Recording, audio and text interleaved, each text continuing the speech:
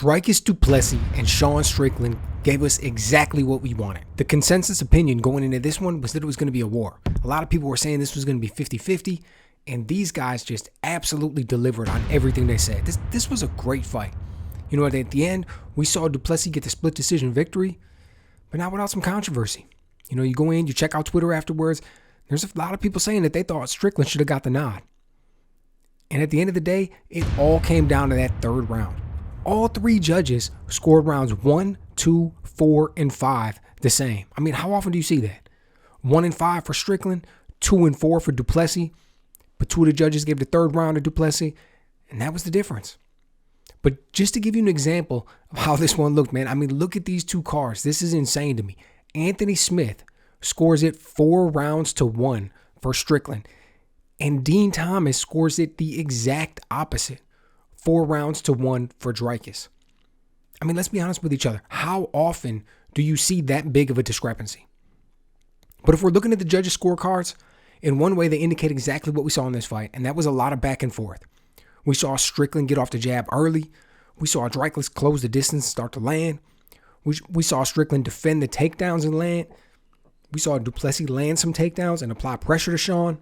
At different times, I mean, this fight had absolutely everything, and that's what made it entertaining. But when I went back and I watched this one again, you know, it was obvious to me that the real determining factor was pressure. Whoever was on the front foot, whoever was applying the pressure, whoever was the guy who was out there controlling the distance, controlling the pace, that was the fighter who was winning. You know, that was the key that gave either man the edge to really get his offense off, to really get that rhythm and that momentum going. I mean, you take a look at these first and fifth rounds, right? Clear rounds for Strickland. Now, he was holding the center of the octagon. He's pumping a jab out there. He's controlling the distance. In the first round, he's even using the teep kick, right? And that's the foundation to Strickland's game. I mean, he completely controls the fight from range with his jab and his teep kick, and then everything else builds on top of that. That's the type of fighting style Teddy Atlas would say he uses the jab to set the table, and then he eats with the right hand. Other guys, they would say that he bolts everything onto the jab, right? You get that jab going, you get that working, and then you bolt everything on top of that. You turn around, you take a look at Dricus in rounds 2 and 4, and it's the same thing. He doesn't really use the jab really, but he's coming forward. And when he's able to figure out that distance, when he's able to come forward, be on the front foot, apply the pressure, that's when he's able to land his shots. When he's got that forward momentum, that's when his striking game significantly moves up. Early on, when Sean's got that front foot, he's able to back out of those. He's able to back out of those blitzes from Dricus, and he's not getting caught.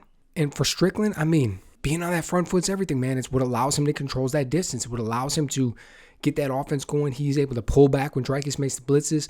When Du Plessis is able to come forward, it's like he just couldn't quite get out of the way. He just couldn't figure out the distance. He just couldn't get the timing right. And he was getting caught with shots. And then on top of that, obviously, when you get a guy coming forward, it's easier to get a takedown, right? So when Dricus is the guy coming forward and he's got the momentum and he's on that front foot, it's going to be easier for him to transition into a takedown. And we saw him score a few of those over the course of the fight. Now, I'll be honest with you. Typically, I would have made this video Saturday night. Right after the fight, within the first few hours, I would have made the review video. But I couldn't get to it then. But one of the added benefits to reviewing this thing a few days later is I was able to watch the fight again. And I was also able to look at what each guy had to say about it. Now, Sean spoke about that headbutt, right? And it's pretty obvious here. This thing was a big factor. I mean, that's a lot of blood going in your eye. He's wiping it all the time. I mean, you can be as tough as you want, but it's going to affect your vision. Just that simple. I'm sure it played a factor, but more than once, he's been complaining about it on Twitter. I mean, it is what it is. I think it made a difference. If he would not have got cut, am I willing to say that he would have won? Absolutely not. I mean, that fight was so close. There was so much going on. Both guys were so successful. Even though a thing like that made a difference, who's to say what would have happened otherwise, right? But it does add that little extra bit of intrigue. It does make you think that little bit more and want to get that rematch. So one of those unintentional things that could have definitely helped to build on that narrative when we're going to get next. So end of the day, awesome fight here from both gentlemen.